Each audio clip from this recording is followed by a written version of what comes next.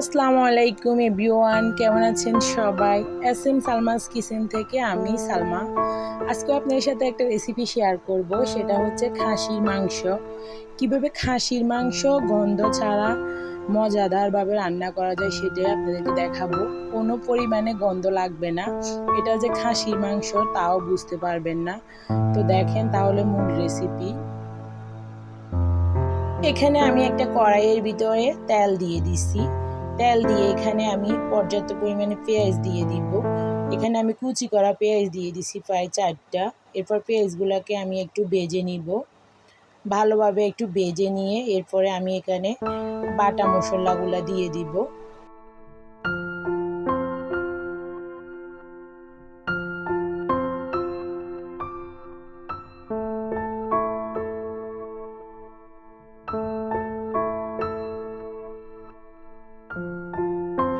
এখানে আমি আদা বাটা দিয়ে দিছি 1.5 টেবিল চামচ, রসুন বাটা দিয়ে দিছি 2 টেবিল চামচ। যেহেতু এখানে আমি 1 কেজির থেকে একটু বেশি নিছি মাংস, ওই পরিমাণে আমি দিয়ে দিতেছি। আপনারা আপনাদের পরিমাণ অনুযায়ী দিয়ে দিবেন। তো এগুলোকে ভালোভাবে কষিয়ে নিব। এরপরে আমি এখানে দিয়ে দিব প্রায় 1 টেবিল চামচ হলুদ গুঁড়া আর 1 টেবিল চামচ মরিচ গুঁড়া দিয়ে আমি এগুলাকে ভালোভাবে কষিয়ে নিব, তেলটা উপরে বেশি ওঠা পর্যন্ত। এখানে আমি কোনো ধনিয়ার গুঁড়া জিরার গুঁড়া এখন অ্যাড করব না। আমি সব রকমের মশলা দিয়ে একটা মশলা তৈরি করব, ওই মশলাটা দিয়ে আমি মাংসটা রান্না করব। তাহলে এটা অনেক বেশি মজা হবে আর পুরা বিয়েবাড়ির মাংসের মতো মনে হবে। তো আমি এখানে ভিনেগার দিয়ে 10 মিনিট খাসির মাংসটাকে ভিজিয়ে রাখছি যেন গন্ধটা দূর হয়ে যায়। তো আপনারা এরকম ভিনেগার দিয়ে অথবা লবণ পানি দিয়ে ভিজিয়ে রাখলে গন্ধটা একটু হলেও কমবে, খেতে ভালো লাগবে, গন্ধ লাগবে না। তো আমি এখানে মাংসগুলো দিয়ে দিতেছি। মাংসগুলো দিয়ে আমি ভালোভাবে এগুলাকে কষিয়ে নিব।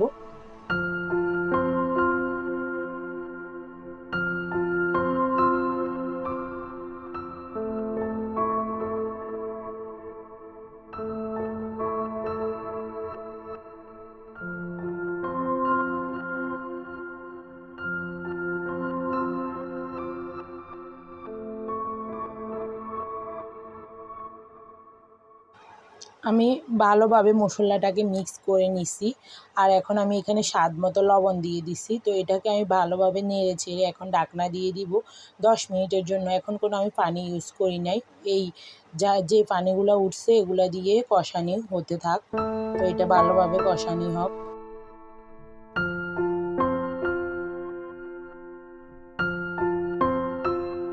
মাংসটা কষানো হতে থাক। তো এক সাইডে আমি একটা প্যান বসিয়ে দিব, এখানে আমি মশলাটা করে নিব। তো আমি এখানে নিয়েছি 1 টেবিল চামচ জিরা, 1 টেবিল চামচ ধনিয়া, কিছুটা হচ্ছে জায়ফল, কিছুটা জয়িত্রী, 5-6টা এলাচ, কয়েকটা লং, কয়েকটা হচ্ছে গোলমরিচ, 3টা দারচিনি। এগুলোকে আমি এখন হালকা টেলে নিব, তাহলে গ্যারানটা ভালো আসবে। তো এখানে আমি একটা প্যান বসিয়ে দিছি, এগুলোকে আমি 2 মিনিট টেলে নিব। টেলে নিয়ে আমি এটাকে গুঁড়া করে নিব। এই মশলাটা দিয়ে যদি খাসি মাংসটা রান্না করা হয়, শুধু খাসির মাংস না, গরুর মাংস হোক, যে মাংসই হোক, এই মশলাটা এভাবে করে মাংসটা রান্না করলে অনেক বেশি মজা হয়, বিয়েবাড়ির মাংসর মতো হয়।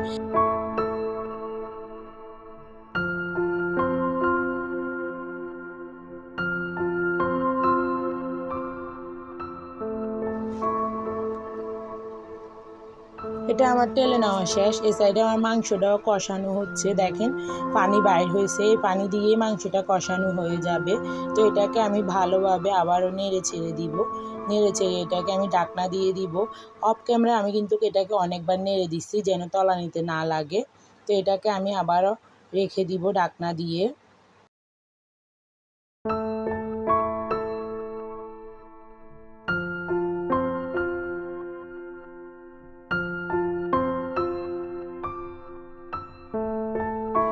এটা ঢাকনাটা খুলে আমি মশলাগুলো দিয়ে দিতেছি।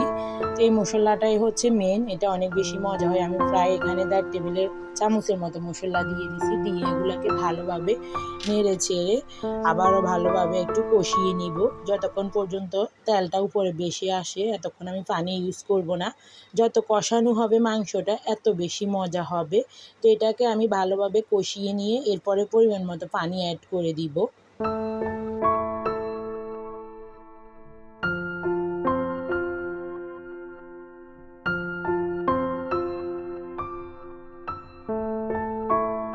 দেখেন মাংসটা আমার কষানো হয়ে গেছে, পুরো পানিতে শুকিয়ে গেছে আর তেলটা উপরে বেশি আসছে। এভাবে মাংসটা কষালে অনেক বেশি মজা হয়, যে কোনো মাংসে বেশি কষিয়ে নিলে অনেক বেশি মজা হয়।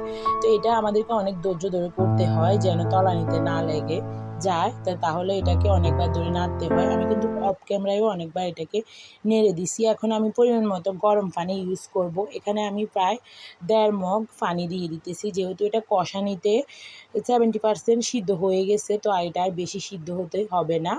তো 1.5 মগ পানি দিয়ে দিছি, এই পানিতে এটা হয়ে যাবে। তো তাহলে এটা হতে থাকুক, এটাকে আমি আবারও নেড়ে চেড়ে ঢাকনা দিয়ে দিব।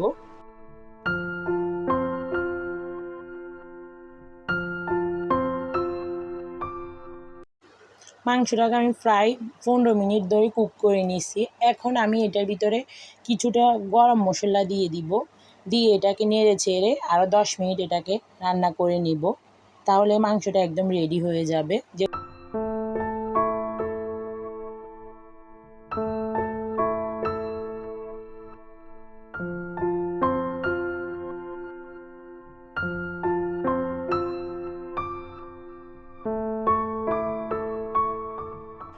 তো আমার মাংসটা ফ্রাই হয়ে গেছে, এটাকে আর 5-6 মিনিট রান্না করে নিলে হবে। এখানে আমি কয়েকটা কাঁচামরিচ দিয়ে দিতেছি ফ্লেভারের জন্য।